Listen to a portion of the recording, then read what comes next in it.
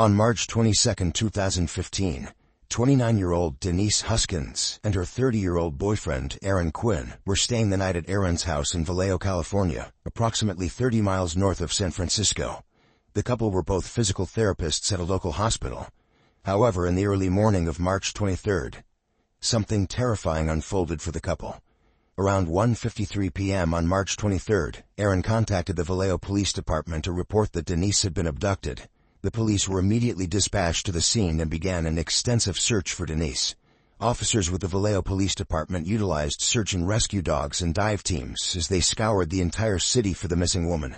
As the search for Denise continued, Aaron, Denise's boyfriend, was interviewed by detectives and FBI agents in an undisclosed location. During their interrogation, Aaron provided crucial details about the events leading up to and following the abduction.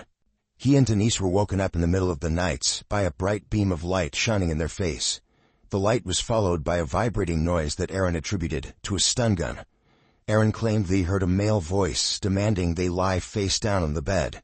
As he and Denise complied, Aaron explained to the detectives that the intruder blindfolded him using swim goggles, but they had been blacked out with dark tape, making it impossible to see anything.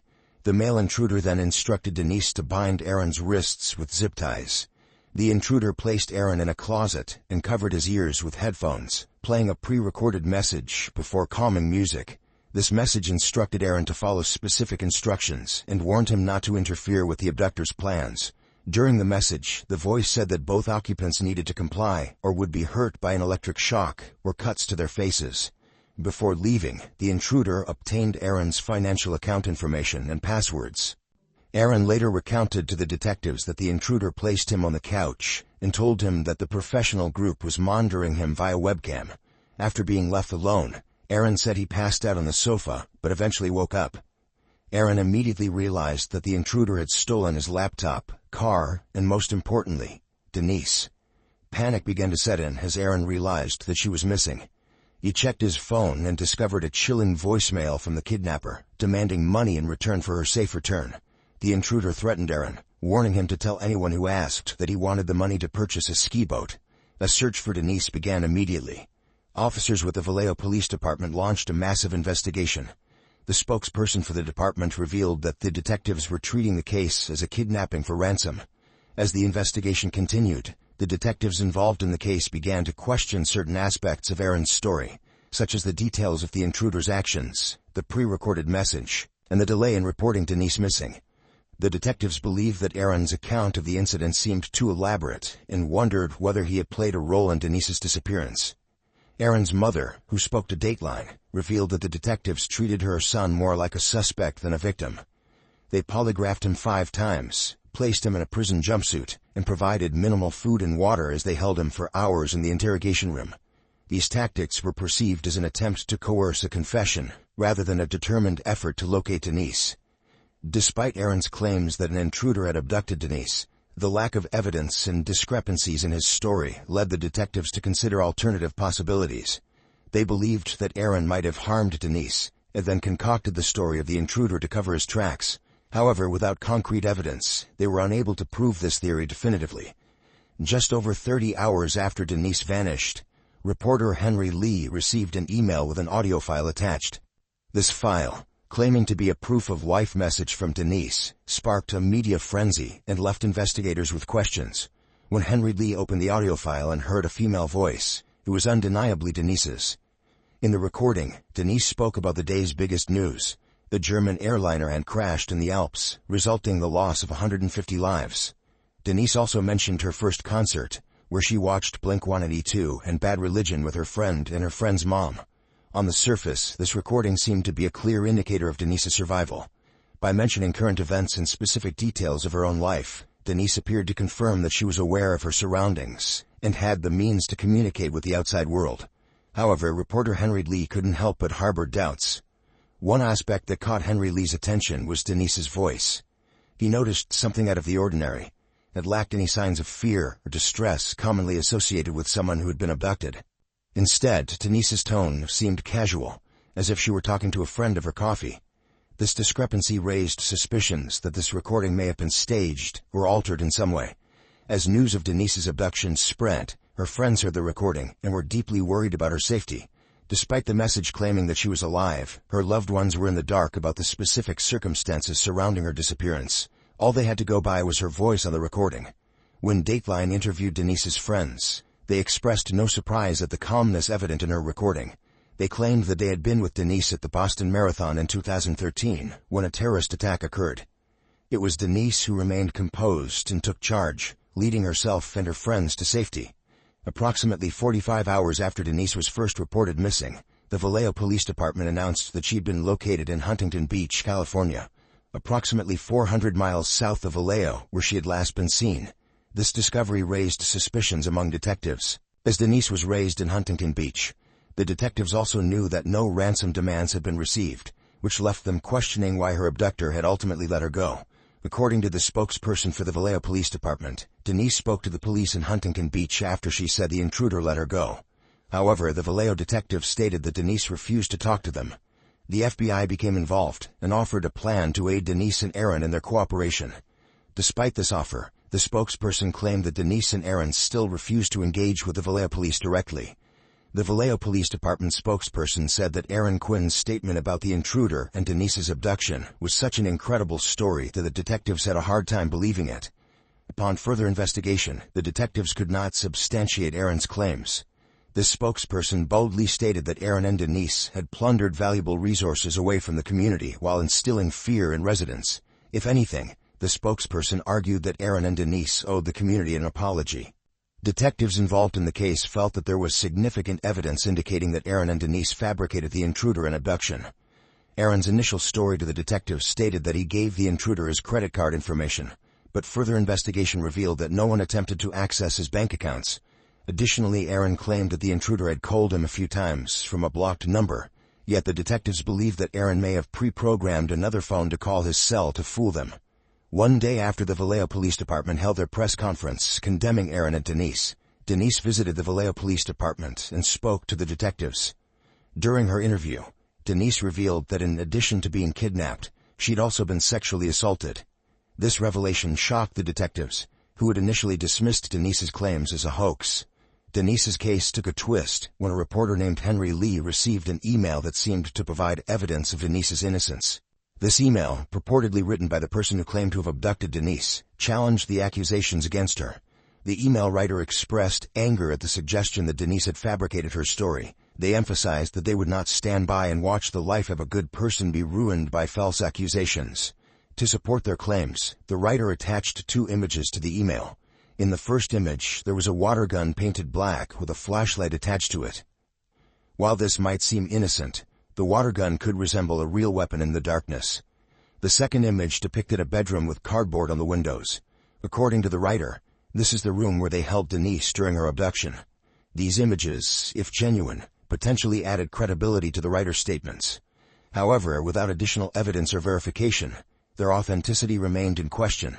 Denise Huskins' abduction case remained shrouded in controversy, with many people questioning the truth behind Denise's claims.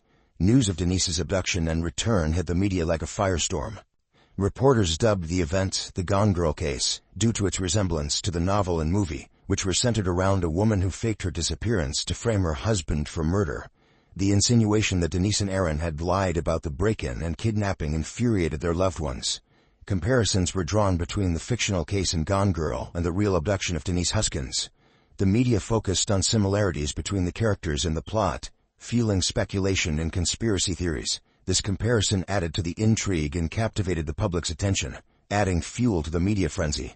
Furthermore, Denise and Aaron were subjected to harassment and online abuse.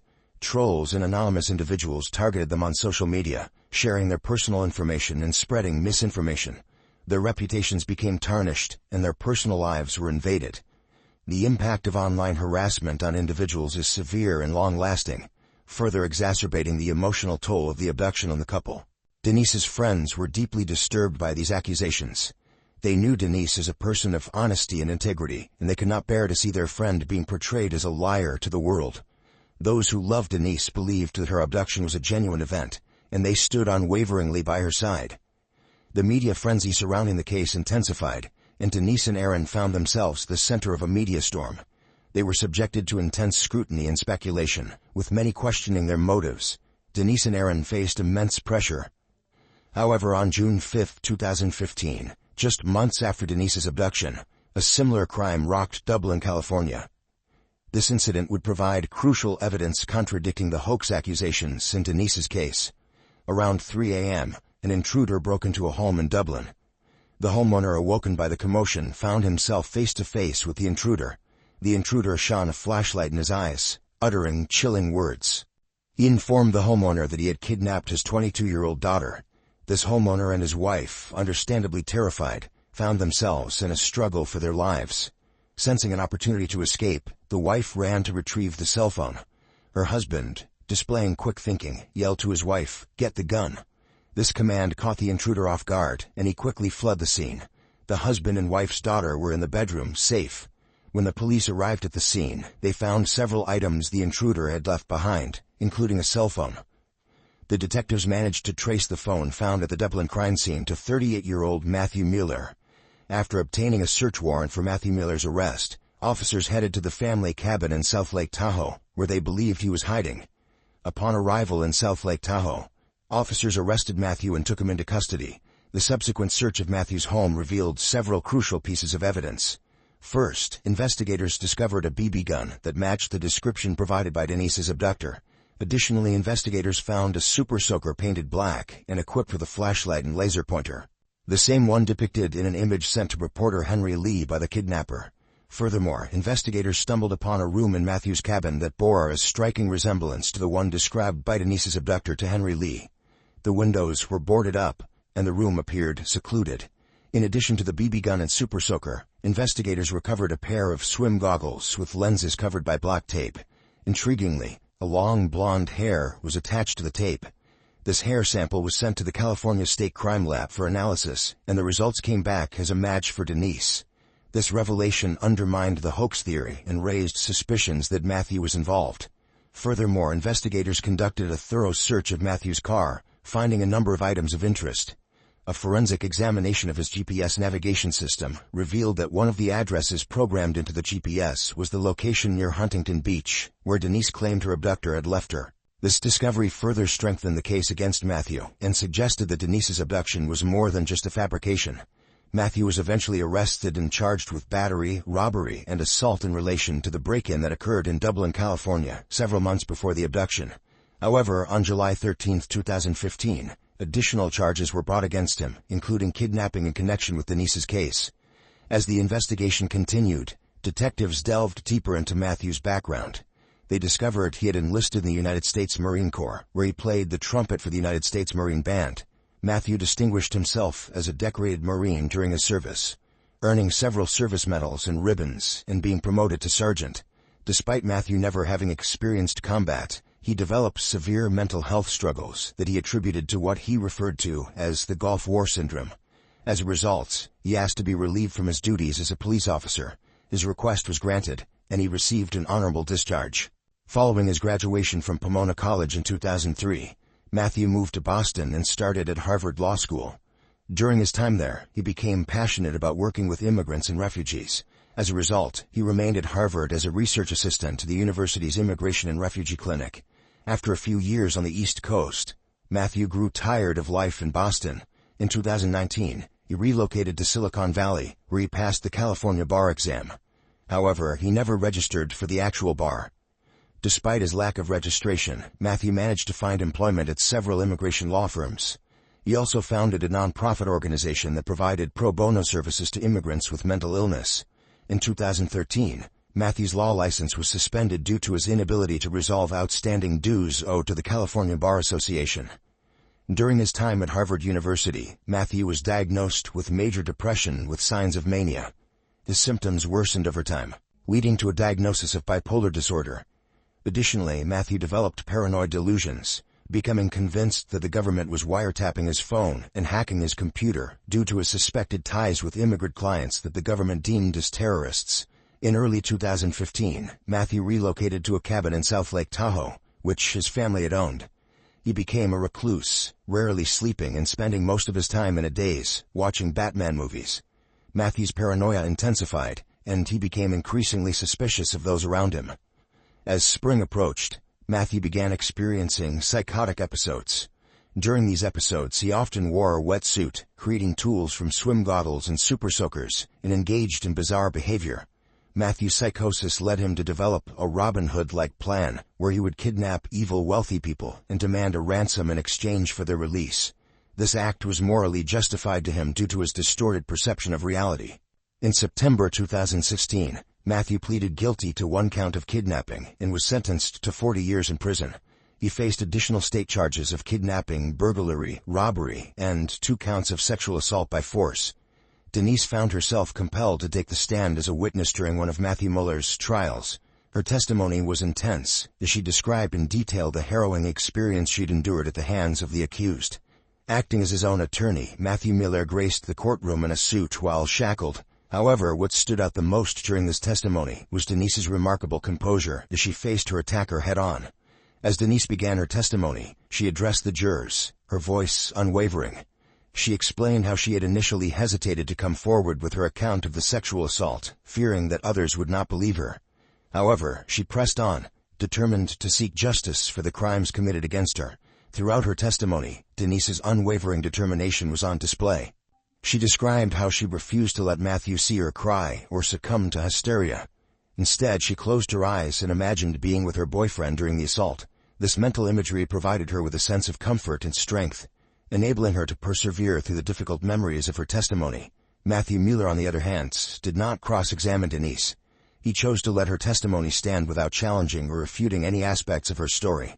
Matthew was deemed incompetent to stand trial for the state charges. However, in November 2022, he was declared mentally fit to stand trial and pleaded guilty to those charges. Netflix's recent release of American Nightmare, a documentary featuring Denise Huskins, has provided a comprehensive account of the assaults and the abduction she suffered. Each episode of American Nightmare is 45 minutes long and was released on January 17, 2024. Denise, a brave and determined survivor, recounts her harrowing tale, detailing the 2 sexual assaults she endured at the hands of her abductor. During the documentary, Denise provides a detailed account of her experiences. She revealed how the assailant, who claimed to be a military veteran, sexually assaulted her twice. Denise claimed that she told her abductor she had been sexually abused as a child, hoping it would deter him from repeating the offense. However, her hopes were shattered when he assaulted her again. The assault informed Denise that he had recorded both assaults and would release the footage if she went to the police. This terrifying ultimatum left Denise fearing for her safety and the safety of her loved ones. As a result, she initially refrained from disclosing her sexual assault to the detectives, fearing that she may put herself, her boyfriend Aaron, and her family in further danger. In September 2015, Aaron Quinn and Denise Huskins filed a lawsuit against the city of Vallejo, seeking compensation for their false imprisonment, defamation and false arrest, and intentional infliction of emotional distress. The couple alleged that the police department destroyed their reputations through an outrageous, completely unprofessional and wholly unfounded claim of disparagement. According to People magazine, Aaron and Denise settled with Vallejo officials in 2018 for $2.5 million. Vallejo city representatives admitted that the case was not handled as sensitively as it should have been, and they offered an apology to the couple. The Vallejo Police Department eventually recognized their mistake and issued an apology to Aaron and Denise as well. In 2021, Denise and Aaron wrote a book about their ordeal, shedding light on their experiences and highlighting the challenges they faced in the aftermath of the abduction. The book served as a powerful tool to advocate for change and highlight the importance of victim support. Denise and Aaron are now proud parents to 2 daughters, born in 2020 and 2022. Denise has prioritized instilling a strong sense of self-worth in her daughters and never letting anyone dictate their worth. Aaron echoed these sentiments, expressing his hope that his daughters will grow up to be like their mother. Despite the challenges they faced, Denise and Aaron have shown incredible strength and resilience. Their story serves as a powerful testament to the power of love and determination in the face of adversity.